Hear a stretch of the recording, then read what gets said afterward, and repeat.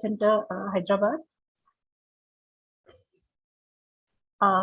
Firstly, I would like to give my thanks to ICFI University, Dehradun, for giving me the opportunity to head this Case Research Center, which has given me the opportunity to meet so many personalities, eminent personalities who are training us in all the aspects and all the cases of management. I welcome you, Sanjeev sir. Before formally commencing the workshop, I would just like to give a brief intro of Sanjeev Datta sir. Sanjeev Datta sir recently has taken over the charge of Head Case Research Center at Hyderabad. Prior to that, he has around more than 2 decades of experience in industry as well as academics. He has worked with global MNCs like Satyam Computers, Tech Mahindra, Virtusa Consulting Services.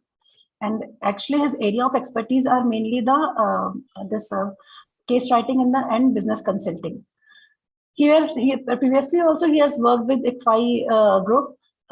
Before joining here, he already was associated with ICFI group since 1999 to 2006. That time also he has associated himself with the ICFI case center, and then he has also taught here as a senior faculty member.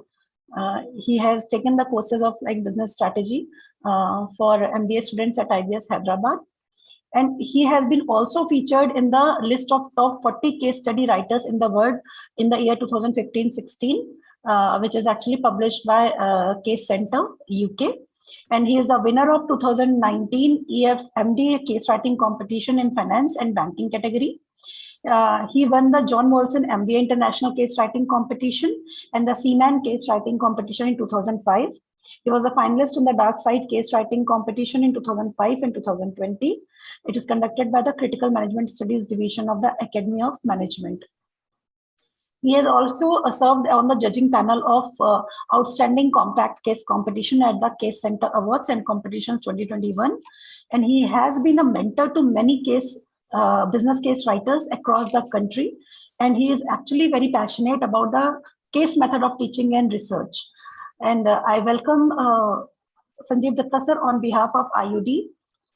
Sir, we are looking forward for your knowledge sharing, and so that we can also get enlightened by your thoughts and by your guidance. Looking forward, sir. Over to you, sir. Thank you, Dr. Ankita, for those kind words.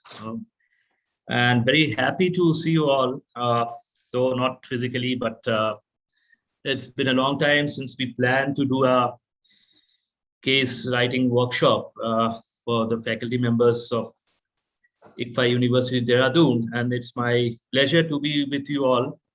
This workshop I'm conducting, which was supposed to be conducted by our ex-director, late Professor Devapratim Purkasta, who is unfortunately not with us today.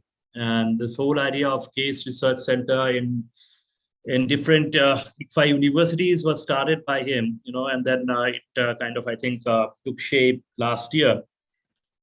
And since then, we have been working with different universities in the ICFI group system. And I had the privilege of conducting a seminar workshop for ICFI University Tripura last month.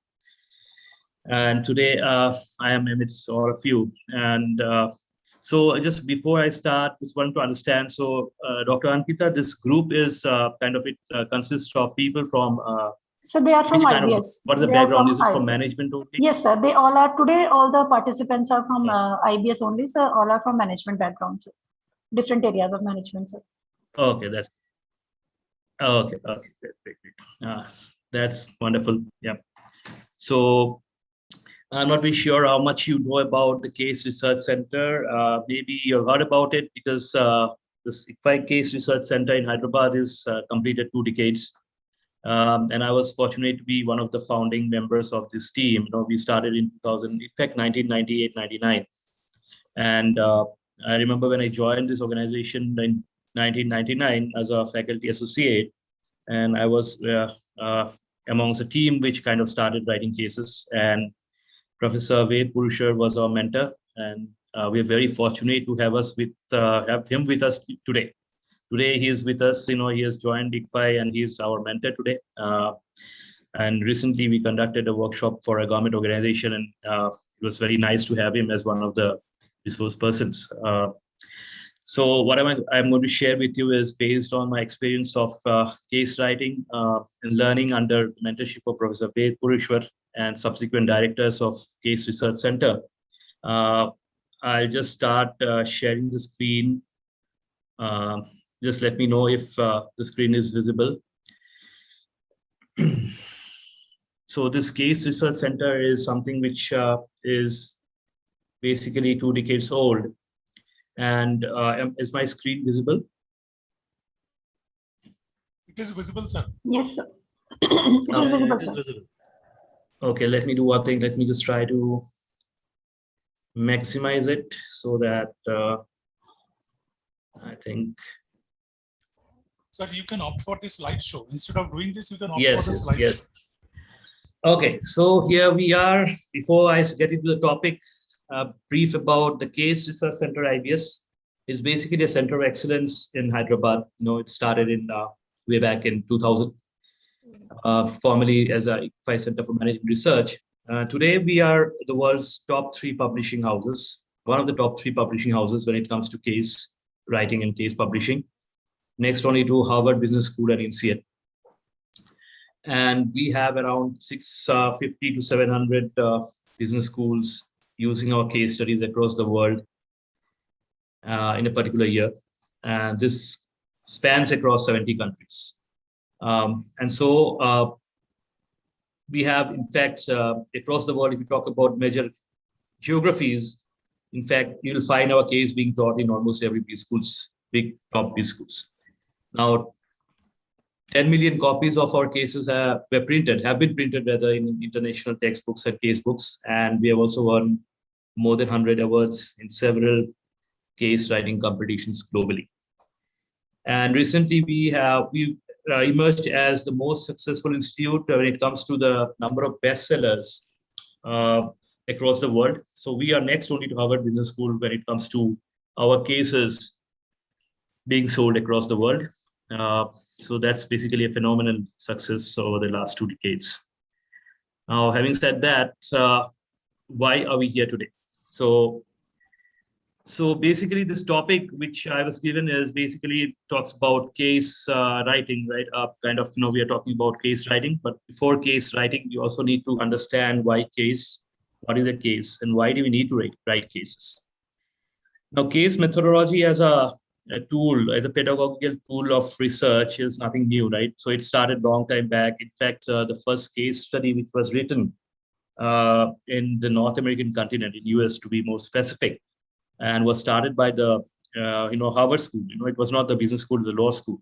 But they later started when they kind of put that into a form, and the case was used in classroom. It was basically 1921. The first case study was written, right? So, and then it was discussed. I think that General Shoe Company was the case which was written then. In fact, if you look up for that, you'll get a video in the YouTube which will kind of explain what is this case all about. Now, so what is a case study, right? So now when we talk about case study, one thing we need to understand is it's nothing like, something which we have not heard in the past. We have all experienced it. In fact, all of us have experienced case studies in some form or the other. Not in B school, right? Much ahead of that. When we were kids, right? So all of us used to, I believe, heard a lot of stories from someone or the other. It's mostly like I remember hearing stories, bedtime stories, right? Grandmothers, grandparents used to kind of narrate stories. Now, the stories were interesting in the sense that at some point in time, they were not very complete. Some data was missing at some point in time. Maybe as kids, we did not understand. But the story was at some point, it was left without ending. And then we fell asleep and did not bother to think about what is the ending. Now, those stories were nothing but what today we call as case studies, where some form of narration, but those were not meant for analysis and discussion, because those were just meant to kind of entertain us and kind of things which were like lullaby to our ears. But then these case studies are nothing but things which today are used as tools for analysis and discussion, mostly in business and law school. So because, some cases people are now trying to experiment the case method in, in other disciplines as well, science and technology. But today's kind of scope of discussion, or the scope of the narrative will be mostly around business. We'll not talk about law or science and technology. So in management, how is it used? So in management, you have different theories, right? You have concepts. Now, there are different ways of teaching those theories and concepts. One could be kind of, you take those theories and concepts in the class and give a lecture around that. So that is a traditional way of taking a session or a particular subject or a particular theory or concept for students, right? So that's the traditional way of having a class. Now we are talking about case method, which has to have some sort of problem in it, right? The problem which the students need to discuss and understand, debate, and find solution to. So there are decision-making, there are decision-making parameters involved in a case. And so students are supposed to explain the basis on which they have arrived at the solution. And the solution need not be a unique solution. It could be kind of different solutions are possible, and we cannot say this is correct or incorrect solution. So the beauty of case study is that it's not a one-way traffic, right? So when you kind of talk about a typical classroom, you have a lecturer coming in and delivering a lecture. That's a one-way traffic, and you kind of listen to the lecture. But in case studies, what happens is it's more a student-led approach to learning. Now, students-led approach to learning means you are bringing in the collective wisdom of the class, collective experience of all the students put together. And that is where the case study is a better pedagogical tool than the traditional lecture method. Because when you talk about case studies, you are bringing in multiple perspectives and solutions through the experience of a class, which may consist of like 50, 60, 70 number of students, whatever may be. Now, that is where you can experiment your, various business situations through a simulation, and you can put the students and ask them, like, what, as student, if I were in that particular situation, what would be my response? So this is how the student respond to a typical case study. Now, what happens is when you have a case, you also, as a student in the class, a particular student is also able to understand what is the critical and irrelevant data and information. So today we are kind of living in an age of data explosion, right? But not all data is relevant. So in a case, when we put a lot of data, some data are relevant, some data may not be relevant as well. But through a case, your student will understand what is a critical data, what is an irrelevant data, which data is useful for analyzing a case or a situation. So then there are various aspects, right? So the discussion-based teaching is possible in a case teaching. You have participant-centered teaching, and we also have problem-centered teaching. Now, this is where I think the case teaching is kind of a better approach, more so in a typical business school. Because in a business school, a lecture method may not be the only way of teaching. There are some places where lecture method is kind of expected to happen. But again, it depends on at what level of maturity you are dealing with students, right? Now, I'll come to that later on, but again, going deep into the lecture method and case-based learning. Now, see, what happens is, now when you kind of attend a lecture, what happens? As a student, you are being told something, right? That being told part is significantly more than thinking or trial and error method, or for that matter, imitation. When it comes to case-based learning, you find being told is significantly less. What happens is the thinking, trial and error is what is more prevalent in a case method of teaching or learning. So this is a difference between the lecture method and the case method. So when you think, you kind of do trial and error in a particular situation, you come up with different opinions and options. That is where the teaching is kind of more enriching than the traditional lecture method. It's where one person is delivering a lecture. So this in sum is the major difference between the lecture method and the case-based learning, and why in a business school, this type of learning is more acceptable, because you need to put the student in the core of a particular class, right? It's not the teacher. The teacher is just acts as a facilitator. The students learn the situation by doing, by experimenting. So they're using the cognitive skills. So that is where the case-based learning is more useful. Now, having said that, the case-based learning is a better way of teaching business classes, and having looked at what is a case study, we also need to understand, so what makes an effective case? Now, what we'll do is we will kind of, one way of looking at it is we can finish the entire thing in a discussion and then take up the question and answer session, or you can, if you want, interrupt me in between and also ask questions. So it's up to you, the way you prefer. Okay. So I'll go along and then maybe we can take the questions at the end of the session. Okay, sir. Yeah. So what makes an effective case, right? Case is what we have seen is, because today there's a lot of demand, a lot of importance given to case writing, and for that matter, publishing cases in different journals, right? So there are two ways of looking at cases. Typically, when we are talking today, what we are talking about is teaching cases. Cases can be both teaching cases and research cases. But the scope of today's discussion is around teaching cases, and we are not going to talk about research cases, because research cases is again something different. So what, in my capacity as the assistant consulting editor of Casefolio, which is ICFI University Press journal on case, basically on cases, which is also being now, accepted as this UGC approved care rate list. So it's part of that. Now, what I've seen is a lot of people are sending us cases because there's a lot of importance giving to publishing. But in their quest to publish, they're sometimes sending us a lot of research papers. And they're expecting us to publish those research papers as cases. Now, the problem is that there's a difference between a case and a research paper. So we kind of we have to make sure that research papers are not treated as case studies and more so as teaching cases. Now, when I talk about teaching cases, my focus today would be on understanding what makes an effective teaching case. Before you start writing a case, one thing you have to understand is we are not writing case out of anything on everything available today in a secondary resource, or for that matter, primary cases as well. But our objective is to fulfill the educational, what are the norms given there? Basically, what are the educational, from the syllabus point of view, what is a student expected to learn?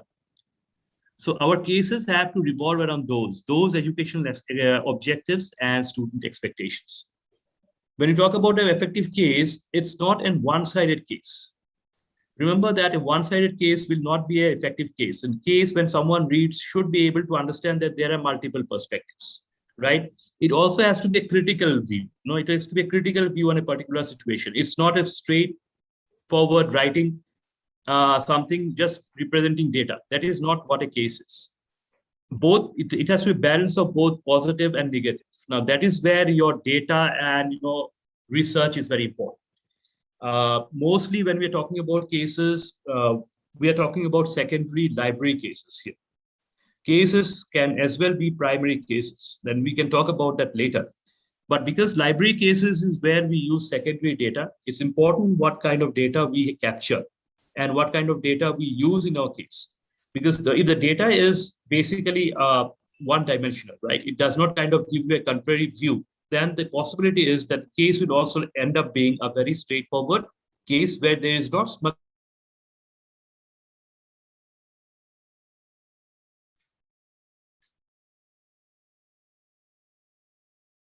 The text of the case itself, there are ways through which you should present the data. There could be a presentation of data through tables and exhibits as well. But that presentation, how you use the data within the case, in the text itself, is also very important. Writing, when you start the case, the opening para, this is again similar to, there's nothing much difference between when you write a research paper, right? Both are same. Writing in the sense that when you start writing, your writing has to be so interesting and catchy that people want to read, right? They should feel like, okay, this kind of, the situation is such that I have to complete reading the entire paper. So that kind of thing makes an effective case, right? Again, the usefulness, which we call the versatility of. of a case. Now, today, if you're writing a case, this case should be taught in the classroom even after 20 years.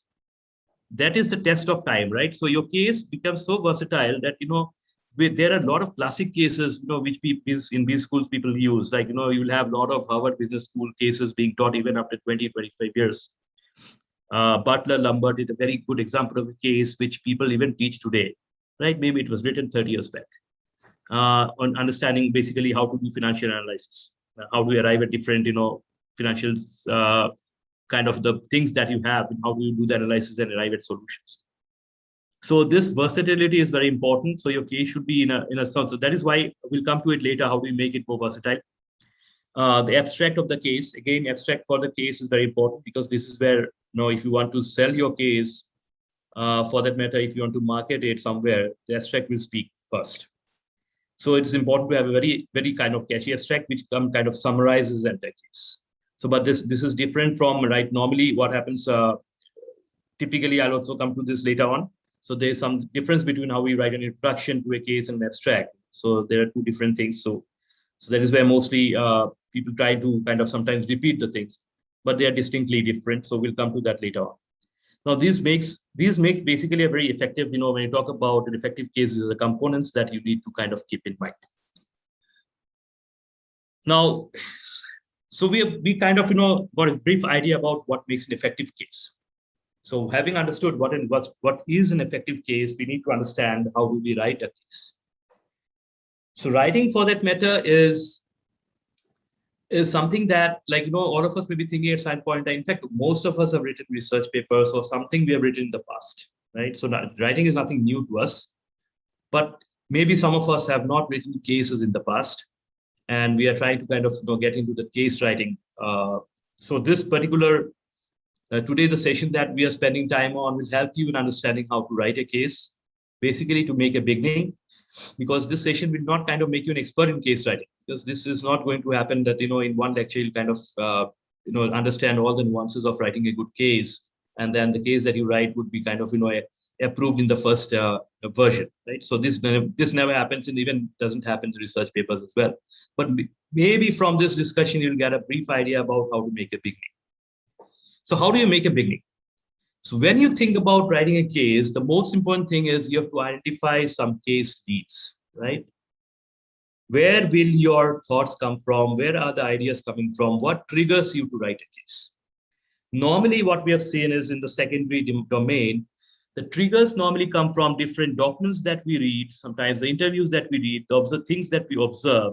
The newspaper, that morning we read the newspaper, there are a lot of news items being there, covered there, right?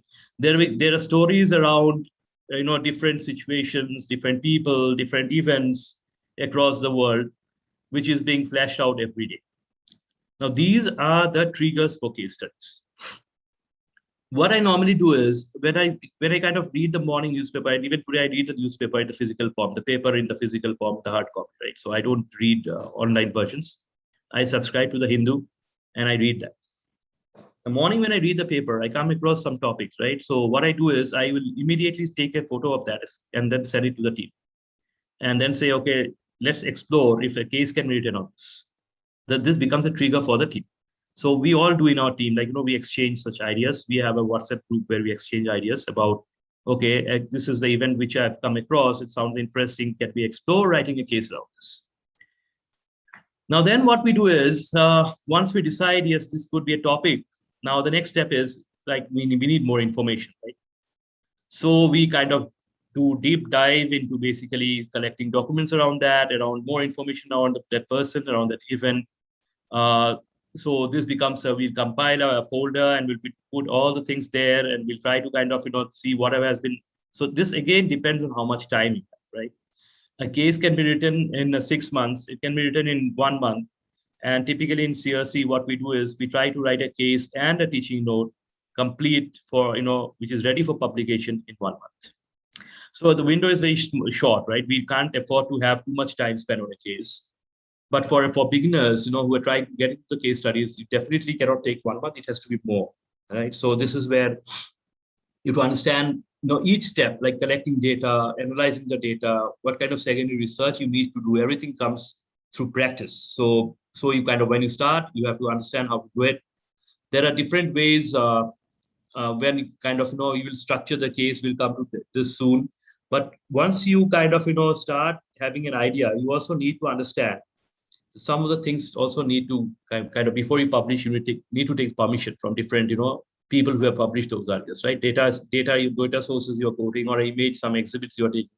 So all this needs to be it's very important that we get all these secondary data also properly cited, right? So that they later on, when we have those things written in the case, there should not be someone coming and saying, you have just copied it from my paper.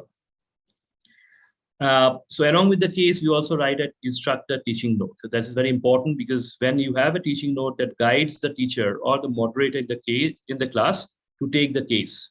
So the teaching note components also we'll try to cover it today. Today we'll try to cover it. Once you've written the case, the next step is to try out the case. So that is the test, right? When you write your case and your case is being taught in the class, there is no better way of validating the case or trying to experiment the case than having it in the class.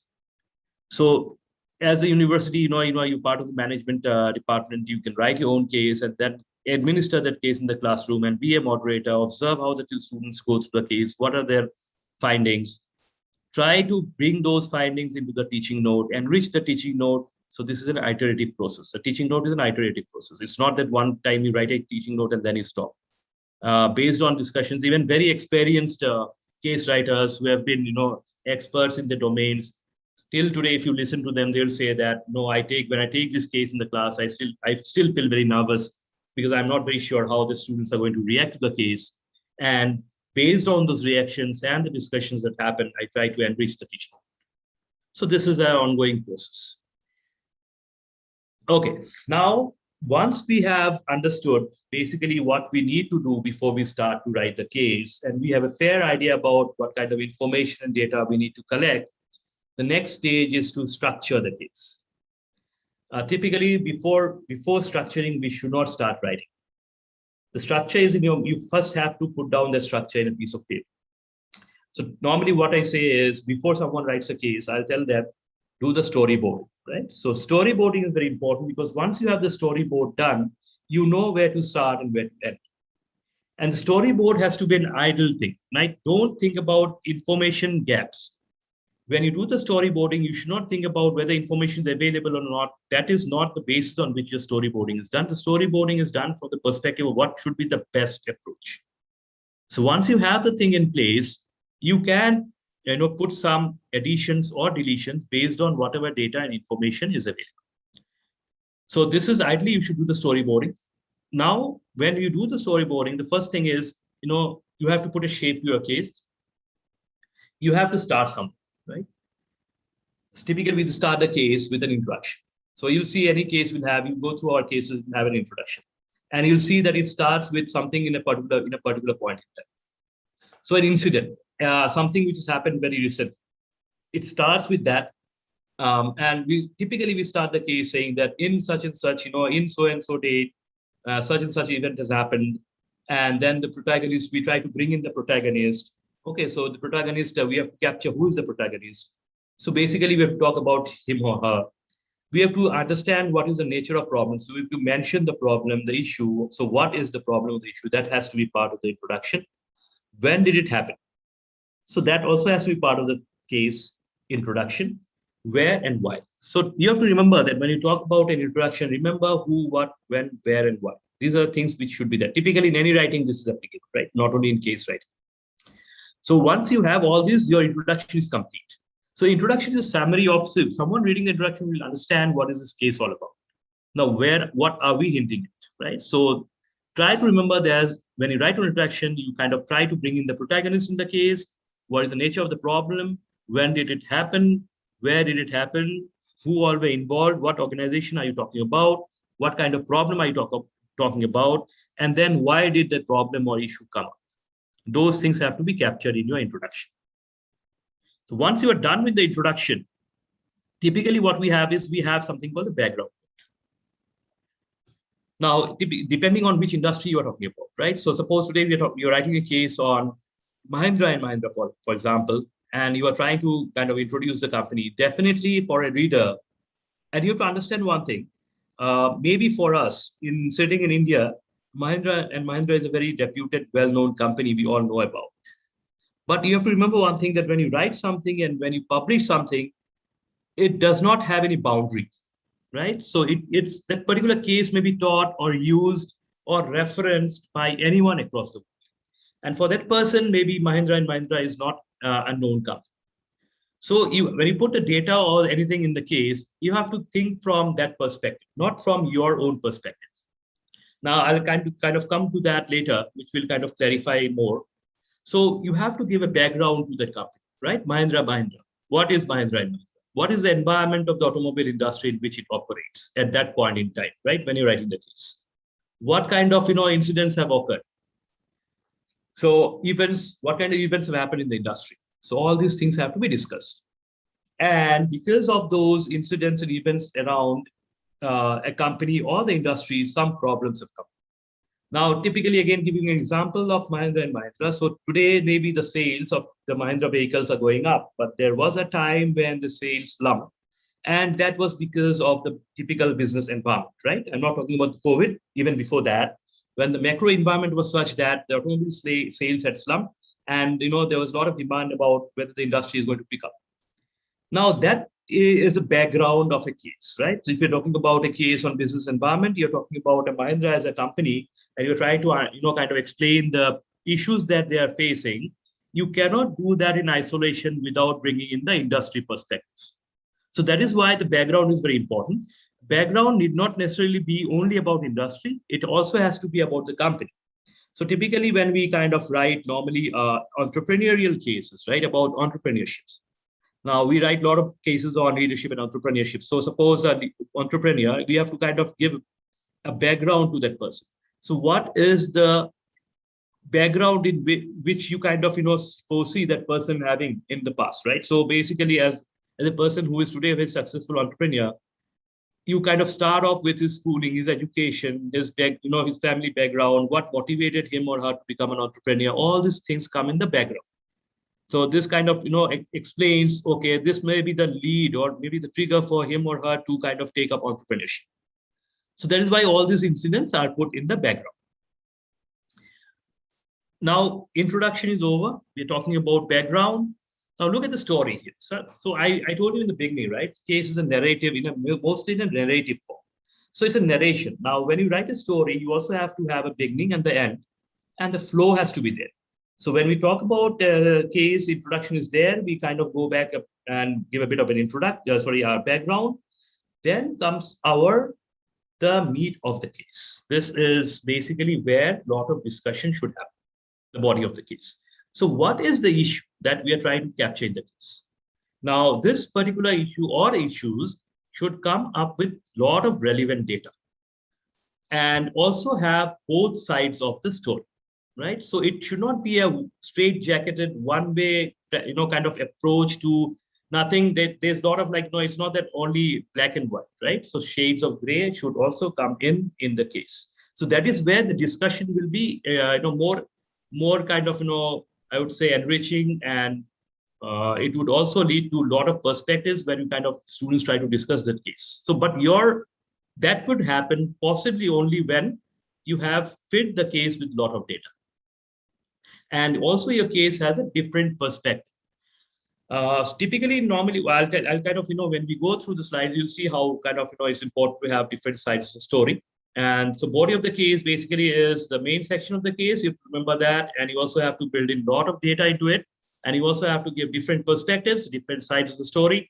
And there are different ways of doing it. How you do that, basically, again, I'll come to it later, because I'll just try to kind of take you through the main sections of the thing, and then we'll kind of get into the more nitty-gritty of this, right? So introduction, background, main body, we are done almost. Then the next step is conclusion. Right? We need to conclude that. So what is conclusion? Again, basically synthesizing the main things, right? What we have written in the case, it's kind of, we try to summarize that. Most importantly, we raise questions here. Now, I'm not talking about the questions which are part of the teaching note. That's a separate thing altogether. But the questions which will trigger students to think. Now, sometimes we'll say, okay, this is what had happened in the company. This is how the company had dealt with the problem. But what next? Road ahead. What could be the challenges in front of the company? Now, how do you expect the company to deal with? When you started the case writing the introduction, you typically talked about a particular incident at a point in time. Then you kind of try to get into the next section. Now, here what you do is, when you try to again raise questions related to those incidents and try to circle back and tie it with the introduction. End the case saying, okay, now what we have seen. So we have seen so and so had a typical problem in hand, and then this particular problem, he was looking at different ways to solve the problem. Through the case, you have given a different solution, right? Maybe different solution that the person thought of. Then towards the end, you say, okay, now again, go back, and that person was thinking whether after doing all these, is it that what he expected the company to do, has he achieved those goals? Now, through that case, what will happen is you will again come back to the, it will come back, it's basically a full circle. You're again coming back to the introduction, and they are trying to tie both the things, the introduction and the conclusion. And students will again think about, okay, now I've read so much, I've understood the different solutions and the perspectives, but then are they enough? Or what are the alternatives available for the protagonist? So this is how you have to build your case, right? So it has to be very interesting in a way that it has to have a flow.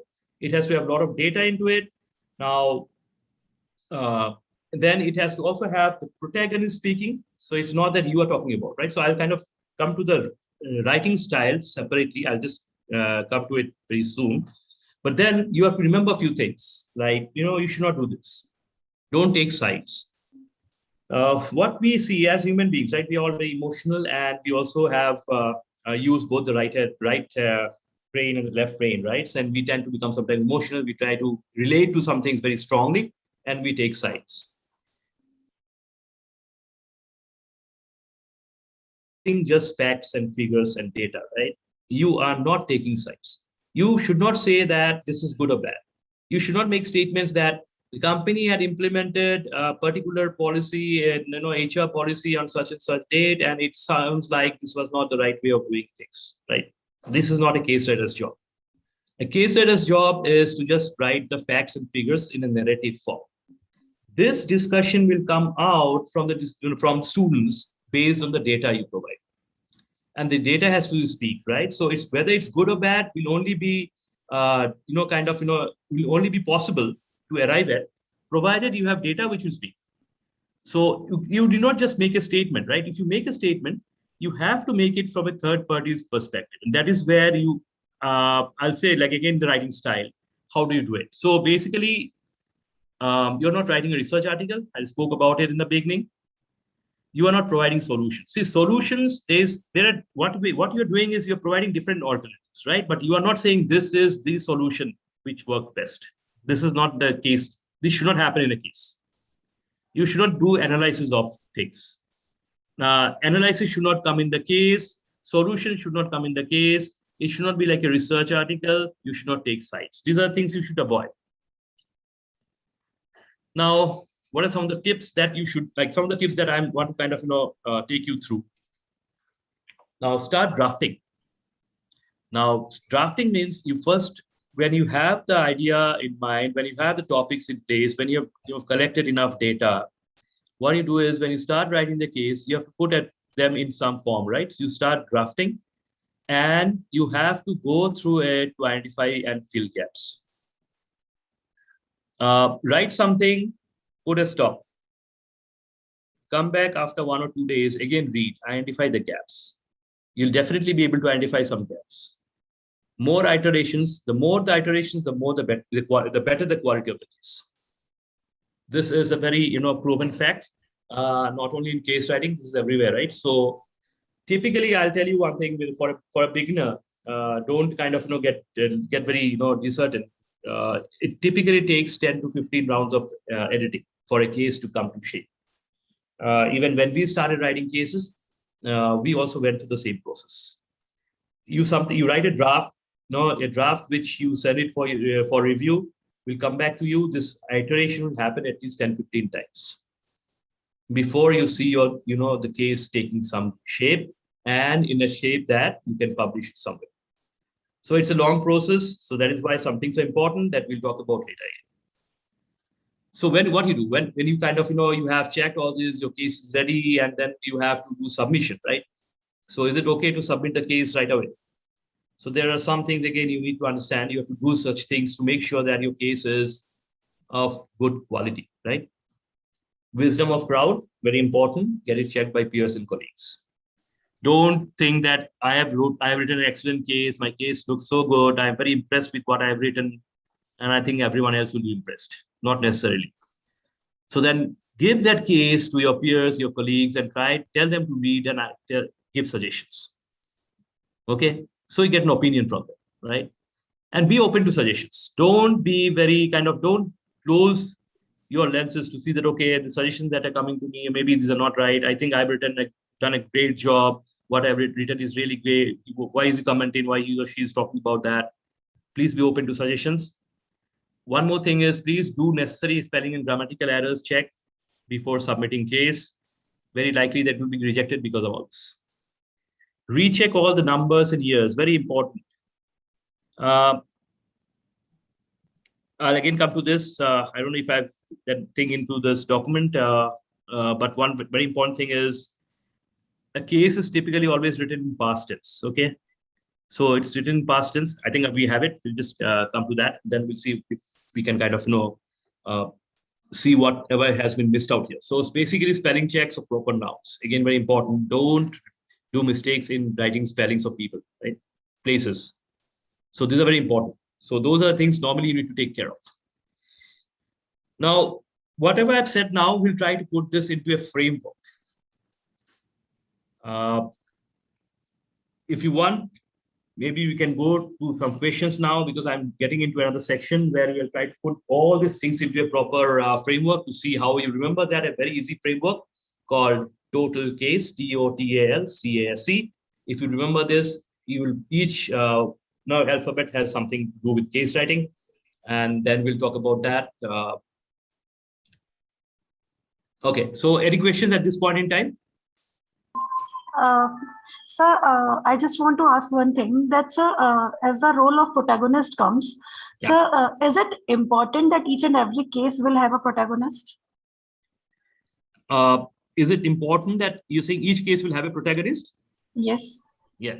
Normally, the expectation is that it needs to have a protagonist in the form of a person. Or if you don't want to kind of talk about a person, you need to kind of just say, okay, from a company perspective, it happened in such and such company.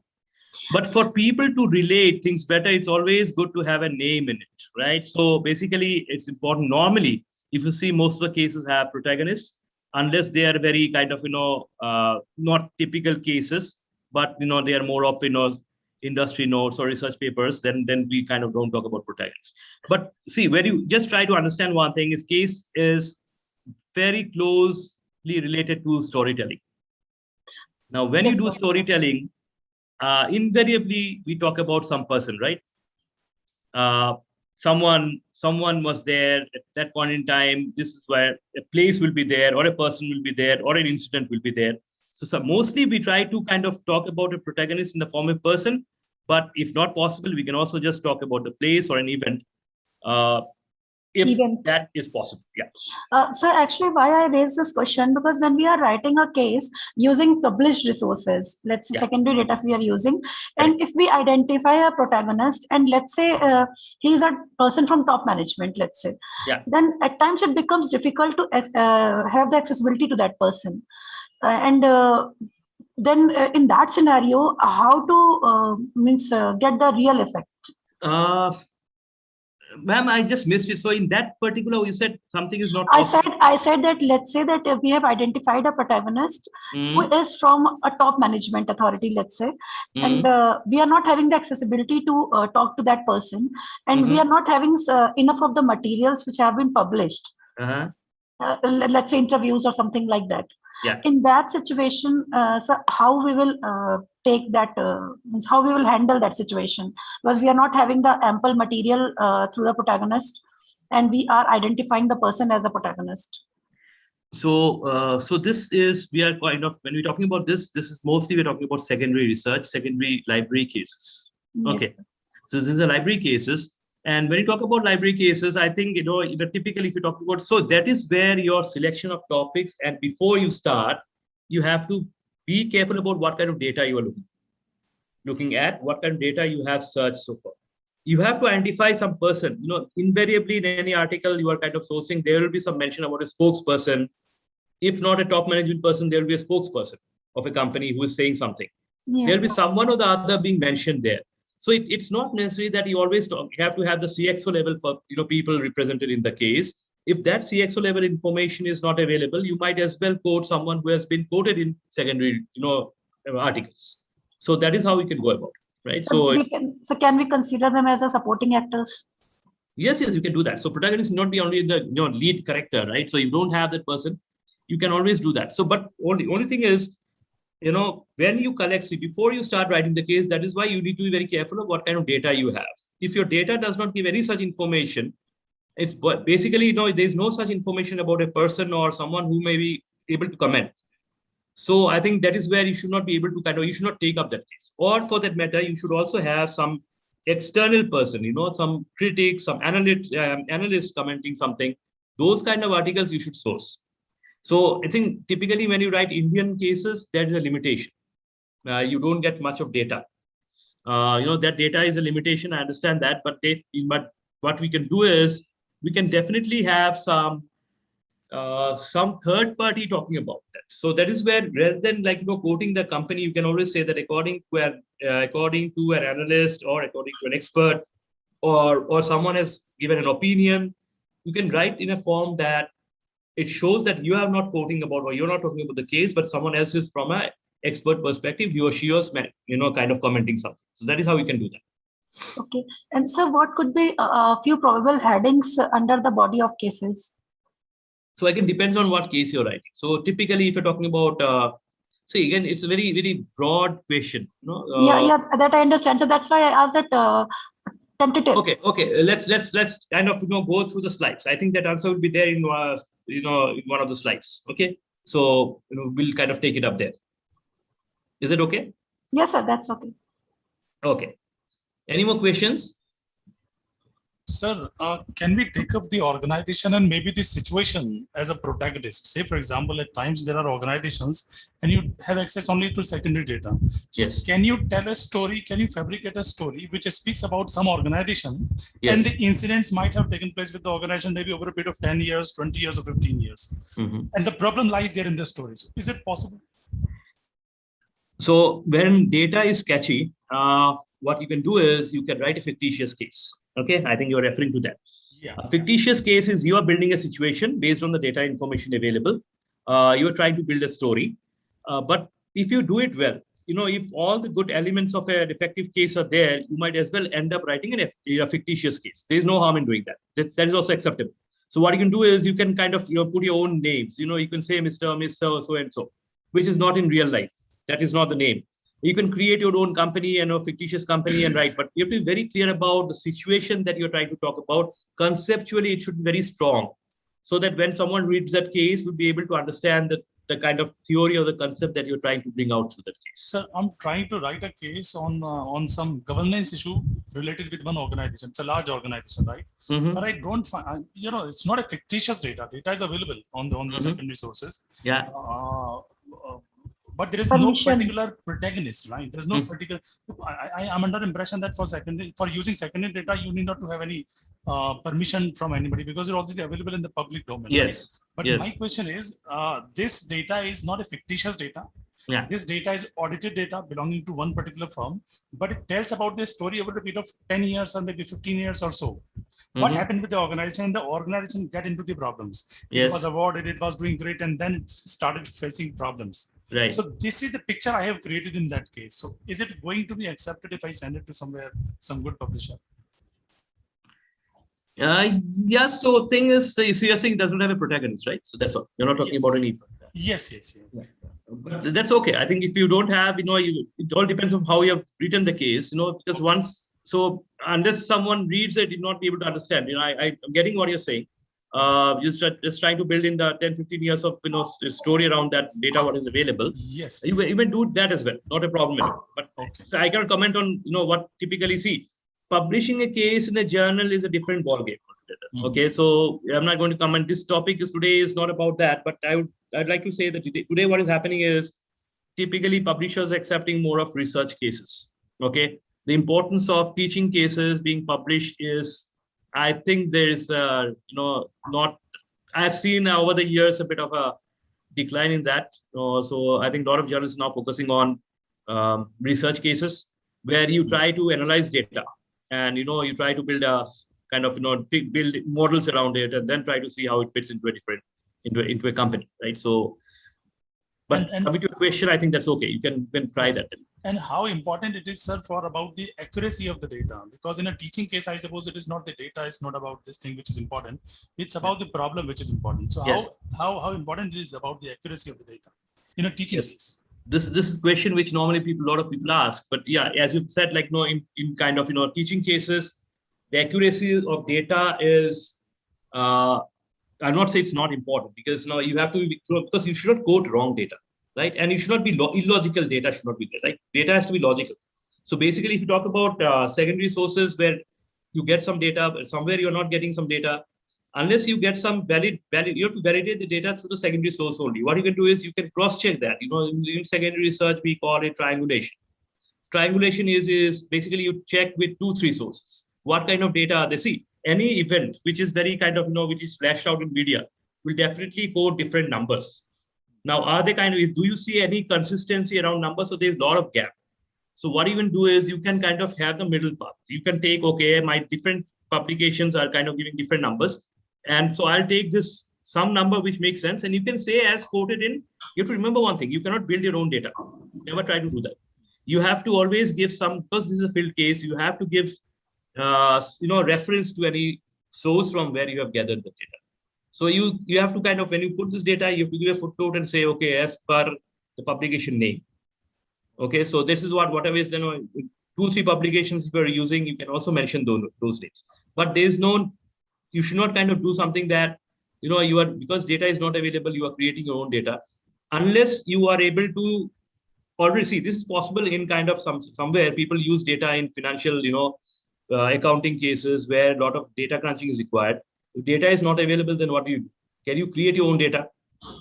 For a typical case of for the case objective to be fulfilled, you may create the data, but you also have to test it before putting it in the case. So you do your analysis and see, okay, is this data useful for doing this analysis? What I'm looking at, I'm trying to kind of, see a profit and loss account. I don't have the data. I'll create my own profit and loss account and I'll put it in the case, but you should be able to analyze that. If you are able to analyze that, that means it's kind of, okay, that can be used in the case. So that exercise you have to do. Sir, one more question. Sir, what are the chances for the fictitious cases of being accepted with some good publishers? Yeah. So any case can be published. It again depends. Publishing is a very, dicey thing. Okay, there's no correct. I can't say like whether it's published or not published, because it again depends on what the editorial board of that publication is looking for. First of all, if you write a case, which I'll tell you from now, let me take it different. I just spin this question in a different kind of way. So thing is, now we write a lot of competition cases. Okay, we write cases and we study for different competitions. So when we send these cases for competition, we sometimes feel that these cases are these are not that good. I don't think so they'll be able to meet the expectations of the editorial team or the panel of judges. I had myself experienced that, but when you soon realize that maybe this case will win the award. But at times when you write a very good case, you feel that your case has got all the data into it. It's a beautiful story. It has all the components of an effective case. I've done an excellent job. I studied for competition. This hardly gets shortlisted. So what I'm trying to say is, even if you write a fictitious case, possibility is that maybe the story is so engrossing, the story is so impactful from the perspective of the teaching objectives. So, and remember one thing, a case will not go, alone. You also have to write a teaching note. So when your teaching note, the things that you write in the teaching note, if the case is able to justify the objectives of the teaching note, possibility of that case being accepted somewhere is higher than just writing a case. So what I'm trying to say is, that is where you have to do the story. If your teaching objectives have to be very clear. Before you write a case, what kind of learning objectives are you trying to achieve through this case? And you have to see that your case kind of builds in all those components, which will help the students to kind of understand the particular objective that you have set out for. So if those things are there, even a fictitious case may be published. So there's no hard and fast rule that on a fictitious case will not be published or a primary case will only be published. In a lot of these competitions, people insist on primary data being used. But what we have seen is when we send library cases as well, they win awards, right? So it all depends on how well you try to build your story into the case. And is it kind of fulfilling the teaching objectives? If that is the case, then I think chances are there that it will be accepted. Thank you very much, sir. Thank you. Yeah, thanks. Any more questions? I think Malvi sir wants to ask something, sir. Yeah. Yeah, very good afternoon. Thank you, Dr. Ankita. Dr. Sanjeev, I just wanted to, the discussion was on the cases which I have gone through. I've seen that it is not necessary that the protagonist should be a living, so it should be a person or something. It can be organizations also. And it can be group of characters as well. So yes, it is your choice and the way you are writing. So you can take group of characters, you can take organizations also as protagonist or antagonist, whichever way you want to think. Yes, you can do that. You can do a group of characters, not necessarily a single person. Yes, and organizations also. Yes, you can do that. But the only thing is, depends on. So see, anything is. It all boils down to how engrossing your case is. Somewhere, if whatever you've written is really making a lot of sense, making people to read that case without naming a person, that's perfectly okay. But what I'm saying is, normally, most cases insist on a protagonist. So this, from my experience, that if you say, who is the protagonist, is where when you talk about teaching cases, they want to, and because this is a story, the story is told from someone, right? So face of the story is someone, some character or a group of characters. If character is not available, okay, the face of the story or the case is a company. So that's also perfectly okay. To add to this, I suppose, sir, because the case, teaching cases particularly, because they are meant for the purpose to create discussion among the students in the class. Right. So if they have some protagonist, somehow I suppose it will be easier for the students to connect with them and to get into the shoes of the protagonist. They can get the situation, they can analyze the situation from the point of view of somebody who is telling the story. So maybe for making it easy for the students to get into the story, I suppose most of the people, they have this opinion that the case, if it has protagonist, it is good. No. The point is not that there should be a protagonist or not. The point which I am making is an organization can also be a protagonist depending on your writing way of writing. That is the point which I am making. Sir has already pointed out. Sir has already pointed out. Yes. And sir, one more thing I just want to know, sir, that is there any standard size of the case? Okay, good question. So can we do one thing in the interest of time? Let's park these questions, and once we are done, we'll take up these questions. Okay. Sure, sir. Sure. Yeah. So I'll just quickly run you through the framework of total case, TOTALCASE. If you remember this, it will help you in kind of writing good cases. So total case, T stands for tense. So remember that when we write cases, normally we are writing something which has happened in the past. Okay, so it is past. So you have to write in the past tense. So it may sound a bit absurd, right? No, living companies are still written as in past tense. So remember, this is kind of we are writing non-fiction, historical non-fiction. Okay, so this is very close to writing a non-fiction. No, so that is what you should remember. So we start off with on such and such date. This this company had faced an issue. The company was, normally we will see those things being used. Though it may sound that this is why we kind of writing in past tense. But case normally is something which has happened in the past. And that is why the past tense is simple or no kind of rule here. So that is what we do. Objectivity. So objective and factual is very important to be objective and factual, not to be biased, not to have opinionated sounding clauses. By that, what I'm saying is don't put your opinion into the case. You should not say that, this company, what it did was not right. That is not a case writer's job. So you have to be as objective. In fact, not as objective, you have to be objective. Your data, through data, just write the story. So that is kind of tense, the objectivity, tone. When it kind of comes to tone, what we do.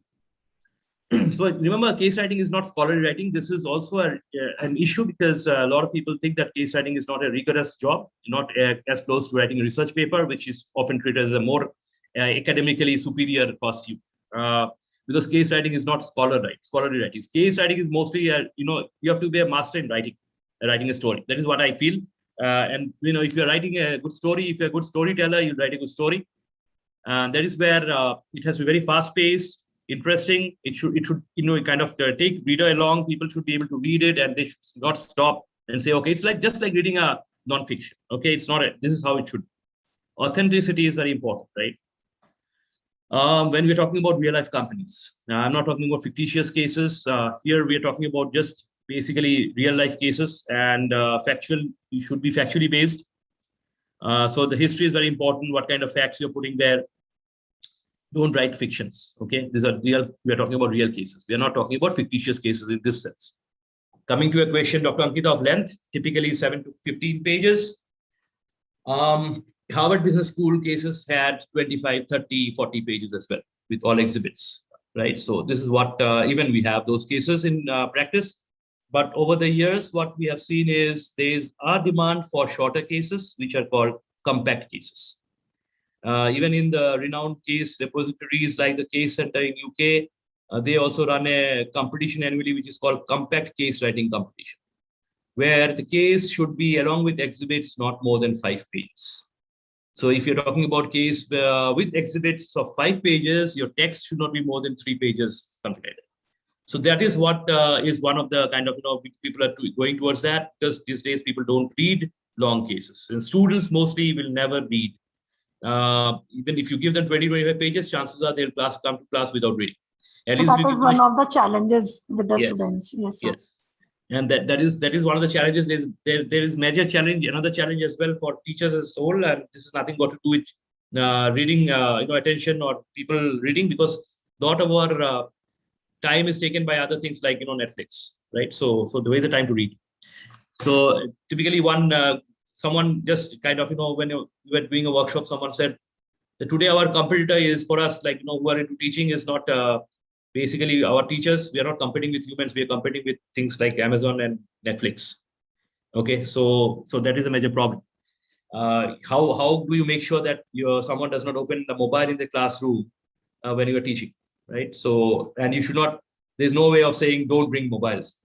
That person will just act as a passive listener, if you do so. So to kind of have students being active listener is very important. That is where, again, it's very important that case is very important, right? So how do you kind of make sure that person reads, even that person has not come, after reading the case in the classroom, he or she should be able to participate in the discussion. So that is what the challenge is.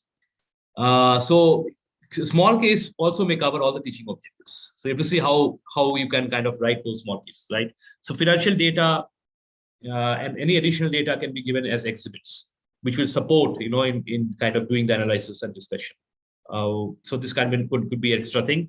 So typically, don't attempt more than a case which is length, more than 15 pages. Doesn't make sense. And possibly when you start writing, you should always start writing 2-3 pages caselets. That is what even, I was talking to in the North American Case Research Journal, the president of that, just how do I start publishing cases in your journal? He said, start writing short cases. Just send us 2-page cases. So that is what you start. This is normally the trend these days. And it is easier to do as well. So TOC, we are talking about total. TOCAL is done. Now what is CASE? Case. So C is character. Protagonist, character can enhance the case. Okay. Now, we have seen protagonist is important or not. What kind of protagonist? Are we talking about a person, an organization, a group of persons? But protagonist or character, if you bring into the case, it will enhance the case. Readability, it will improve. People will try to relate to that person. People relate to persons more than, something else. So in leadership, especially, we're talking about a leadership case, entrepreneurship case, you can never do that without a protagonist. It's very, very difficult to write a case on entrepreneurship and not talking about a person.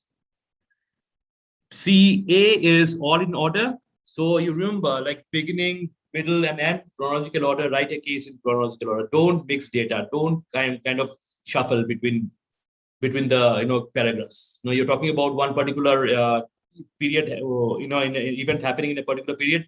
Don't in the next paragraph, don't go and kind of go back.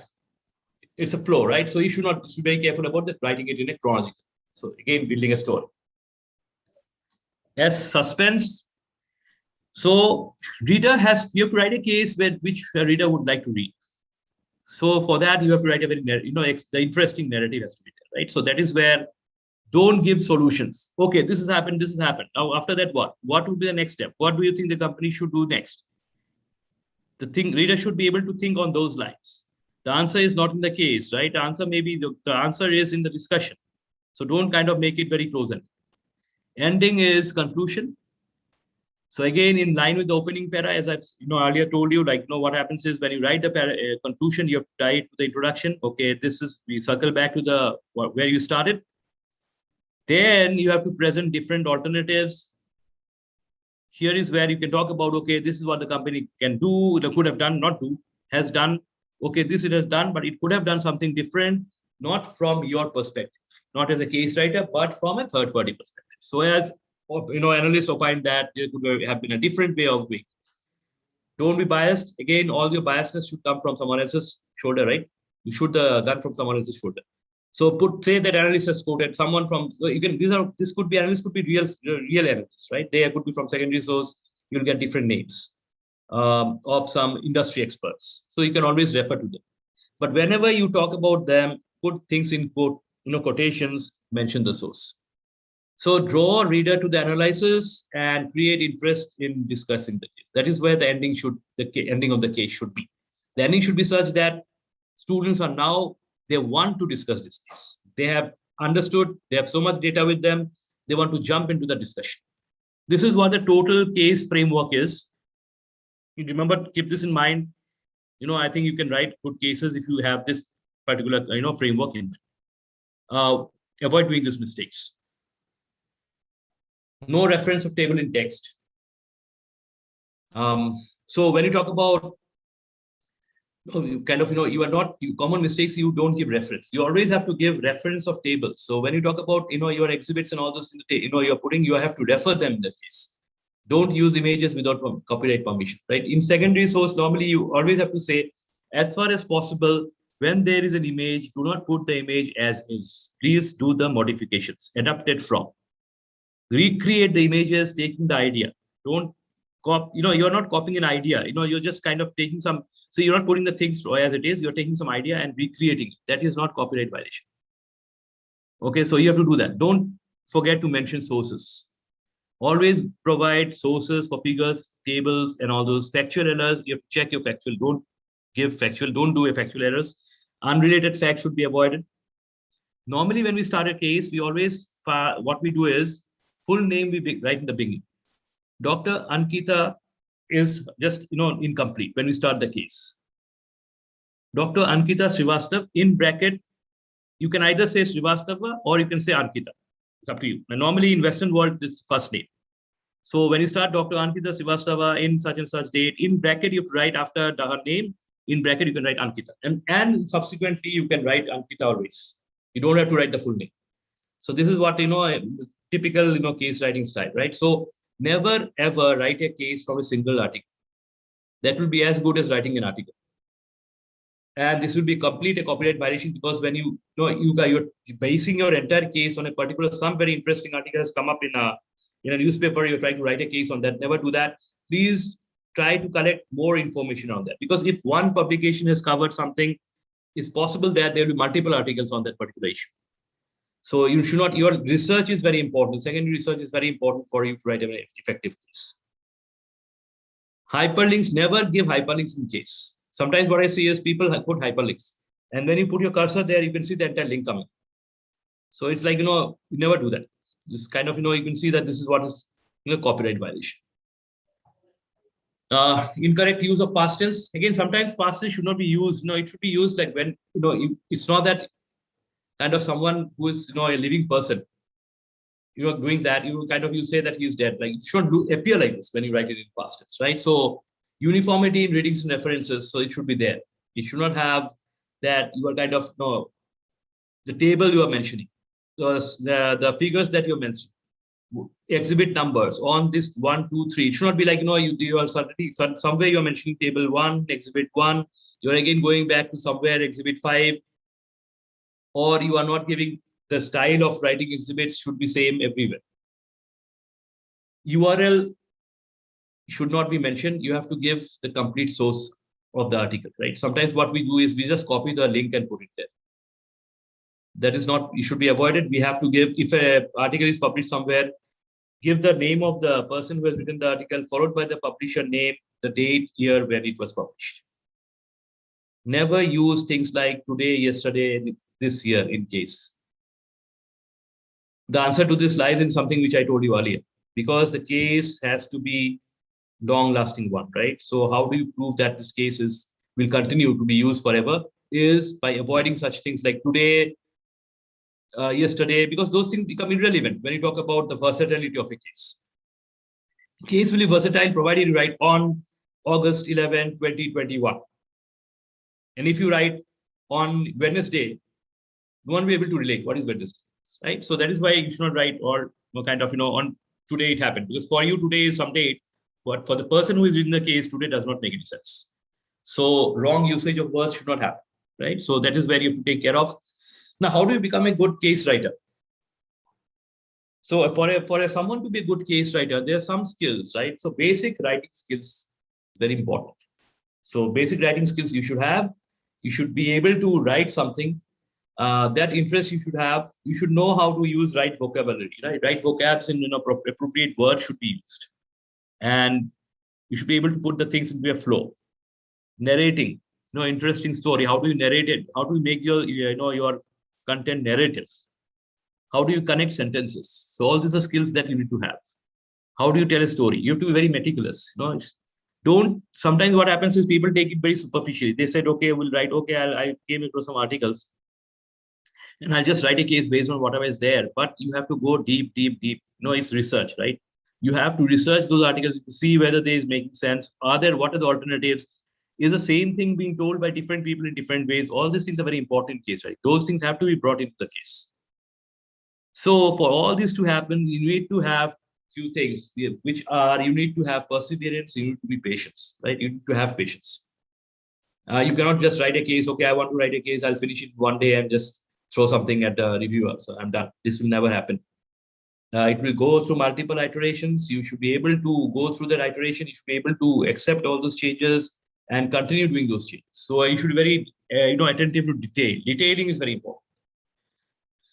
To be perfect, that is also very important. So all these things should be there. You should have the desire to be perfect and openness to learn, pay attention to details. All these things are important. Though you're doing a secondary research, the data sometimes will not be available. So you should not just say, okay, data is not available. But before you do that, you should also go and do a lot of research, right? To see whether data is available. Some data will be available somewhere. Based on that, you can at least bring in some data, because in case it's not important that whether you have the right data, whether it's, the figure is in, whether it's 10,000 or 20,000 does not make much difference, but at least some data should be there. So if you have some numbers, you can arrive at those numbers and give the source and say, based on authors, interpretation of the situation, we have built in some numbers. So that's also, you can do that. But then it needs a lot of, patience to arrive at that. Don't leave it just because you say that, okay, I'm not finding the data in the, in the secondary source. So that is what is important here. Now, before we start, into case writing, there is basically a flow that we follow. So this flow is basically a flow chart, rather. How do you start and where do you end? So these are things that we need to keep in mind. So the things that I have told you, all this can be put into some form or the other here in this flow chart, starting with the trigger. So how do your trigger happen?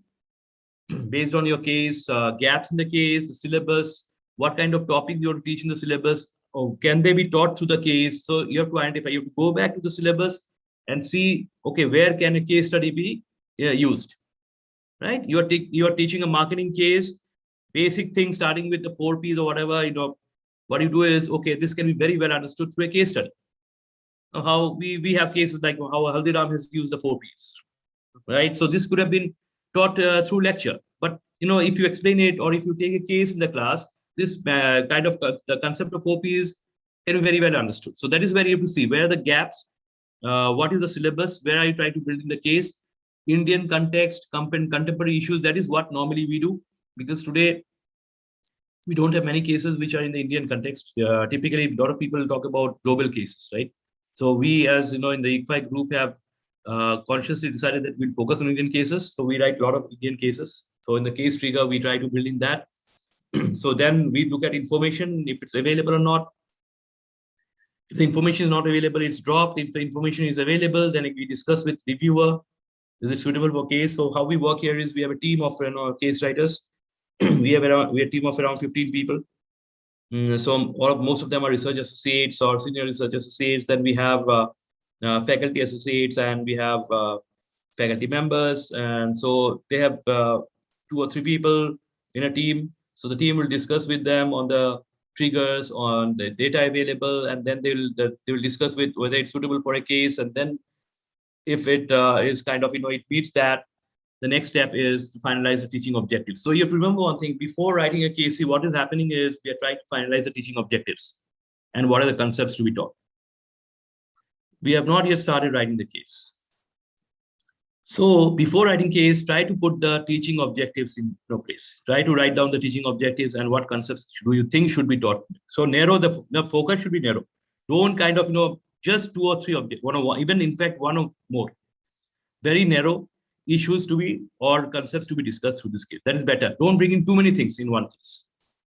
And then also it's important that maybe you can limit the scope to one discipline rather than having one case teaching multiple disciplines. It's possible that a case is kind of trying to achieve multidisciplinary objective, but normally a case teaches 1 or 2 concepts. 1 teaching objective, 2 teaching objectives is better. Once you have those teaching objectives in place, you have to go and collect and compile information. Then you have, because now in this stage, collect and compile information is more than what you did in the previous stage, right? There you just identified some information, but now you have to go deep dive. Go deep into the information and then try to put the structure of the case. The storyboarding has to be done with the reviewer.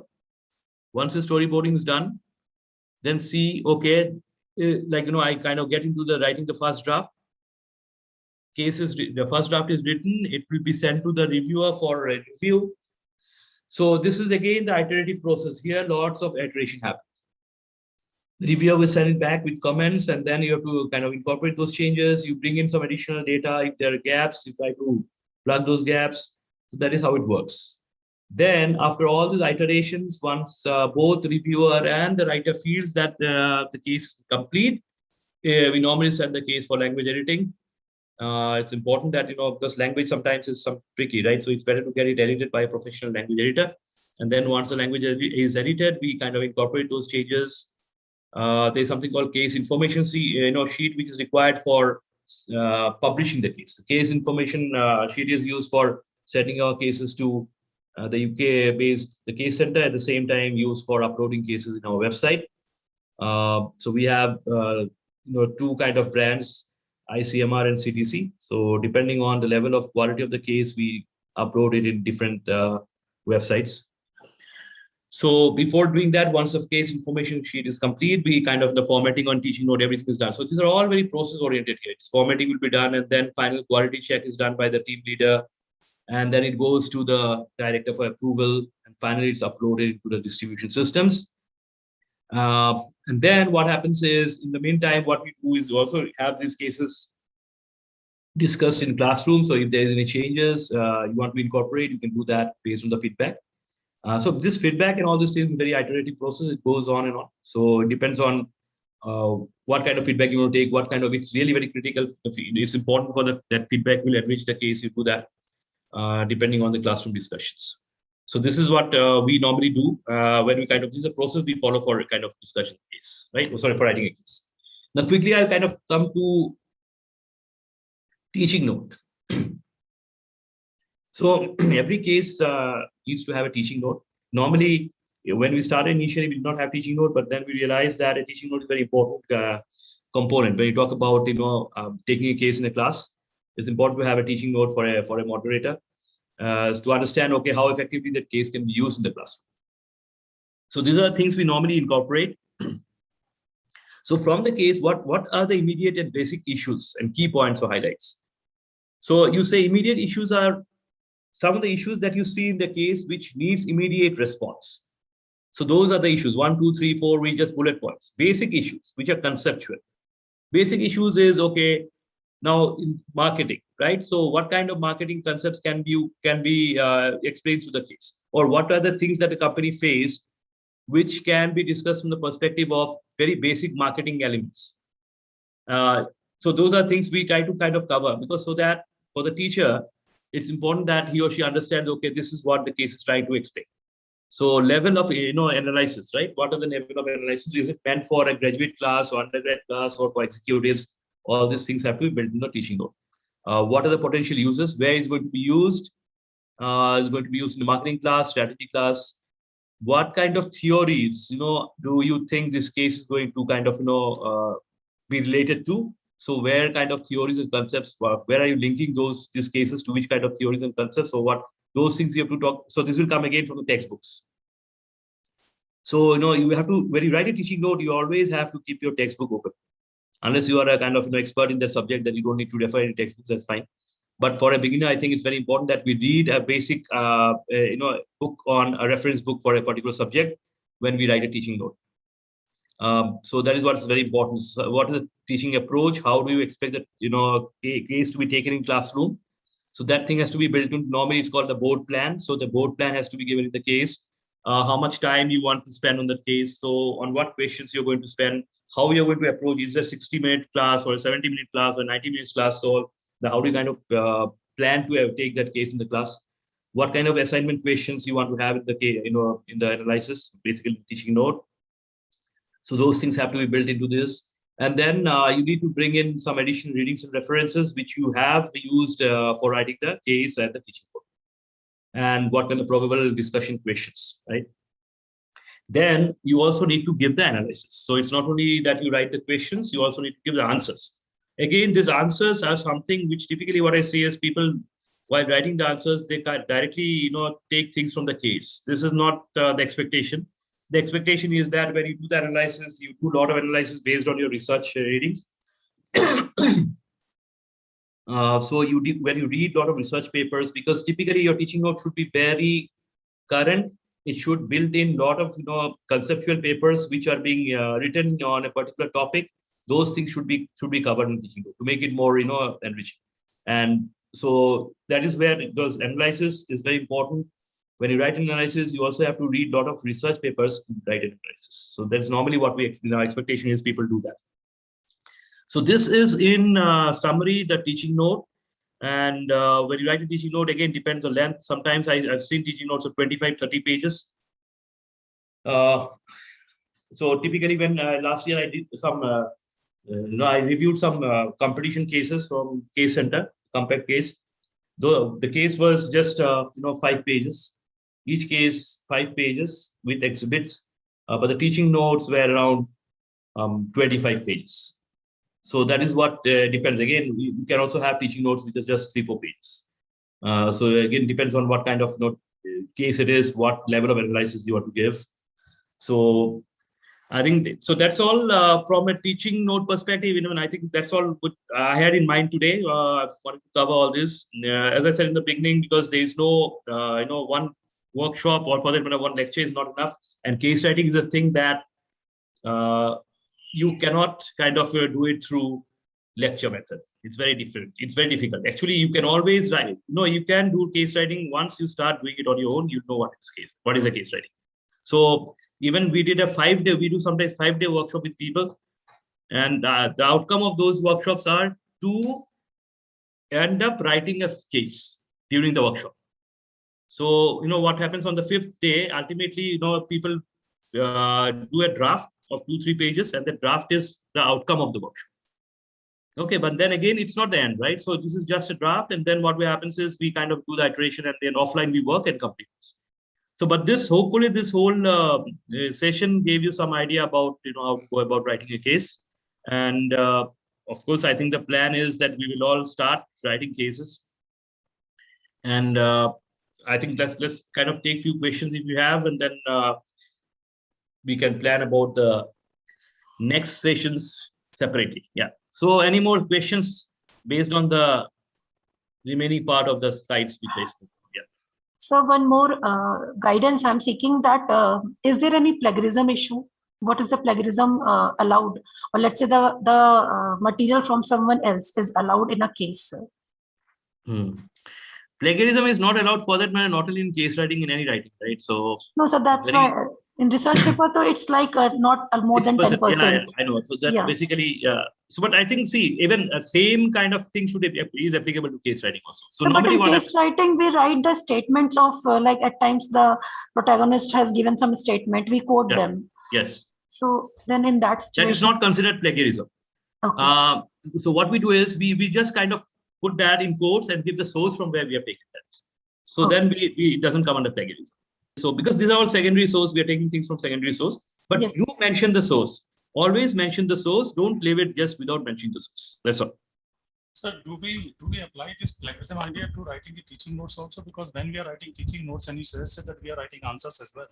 So I suppose when it comes to describe a concept, not many things will be same. So is it the plagiarism idea applies to teaching notes as well? Or? So yes, teaching note even for teaching note, plagiarism is applicable.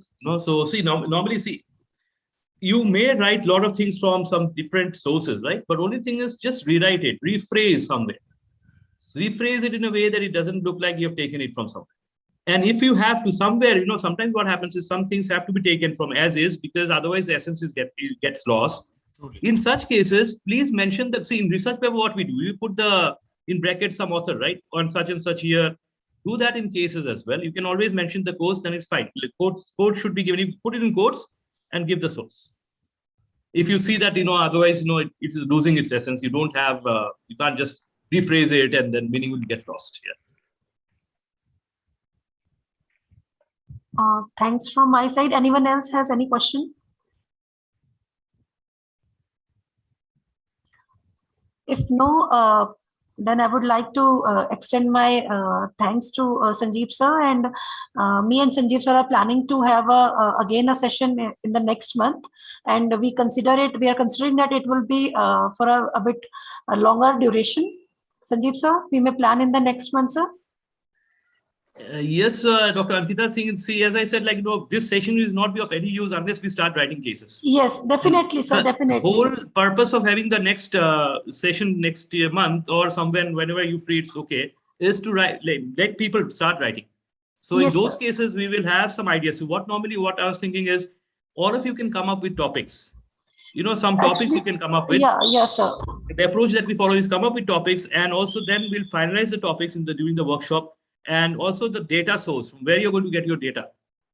And then once you have that, we can put the structure in the, during the workshop. And then we can put once the structure is there, you can get down and start writing. That's all. And once you start writing, see, it depends on how many days you can spend, right? So normally we should be able to write few cases, this year. That is what the plan is. Yes, sir. Currently, I am working on a case. I request all the faculty members to at least give a try. And me, Sanjeev sir, and other senior members are there to help you out. So I would just request all of you to start writing and at least pick up some topic where you can think that we can write something. And see, the best thing about, Dr. Ankita, please go ahead. You want to say something? No, sir, you continue. So I'll tell you one thing is there's nothing as satisfying as having your case discussed in classroom. And you yourself are kind of taking that case in the class, a case which you have written yourself. So, that will not come through writing research papers, because research papers you cannot take and discuss in class. Half the people will not understand. Your students will not understand research paper. They'll find it all Greek and Latin. But what they'll understand is a case. And if you write a case and you can make it, make the students read that case and analyze that case in the classroom, the amount of satisfaction that you'll get is tremendous. That is only one part of it. The other part of it is you are going to publish your case in a repository where people from across the world will access the case. So you'll see your name. That is the other thing. The other thing is you can participate in competitions, the monetary part. Yes. You can, there are a lot of competitions which are conducted. We can all help co-author the case and we can win some competitions. There are a lot of aspects which will help you, in a professional development also. Case writing will definitely give you some points, right? This is what is both research papers and cases also, they may not be treated on the same level, but definitely case writing is also equally a very, good way of kind of gathering some points when it comes to, professional development in your career. So that is what I think it's important. And of course, we can also look at international journals. Yes, sir. We can look at international. Today itself, there is I think, workshop at 6:30 on how to write a case, published in a journal, and not by us, by North American Case Research Association. So I think let's make a beginning. I think all of you should be motivated enough to write. So this is a very interesting thing. Now, if you start writing, you'll see you'll feel interested in continuing writing cases. And secondary source you can start with. If some of you have you want to write a primary case, you're good. You're free to do as well. That as well. Only thing is you have to. Yes. We can consider this session as an orientation session for yes. So all of us can consider it in that way, sir. Correct. Primary case is also very equally important, but only thing is you need to get a no objection certificate from the organization. Yes, so yes, that is important. That is what you need to do. Yes, sir. Yeah. So having said all that, I really thank you, Sanjeev sir, for taking this time and giving us the knowledge that how to move towards a good case, how to write a good case, how to become a good case writer. And we all will give a try to it, sir, and we'll all will try to become a good case writer, sir. Yes. And I request all the faculty members, if possible, to switch on the camera so that at least I can have a group pic for the session, sir. Deepti ma'am, Poonam ma'am, if it's possible, kindly switch on the camera. Imran sir.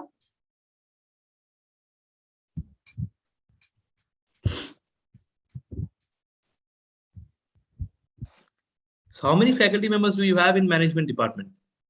So we have 15 faculties. 15, okay. Poonam ma'am, you are not visible. Please adjust your camera.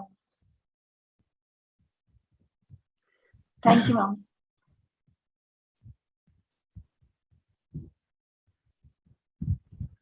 Screenshot ले लीजिए ma'am.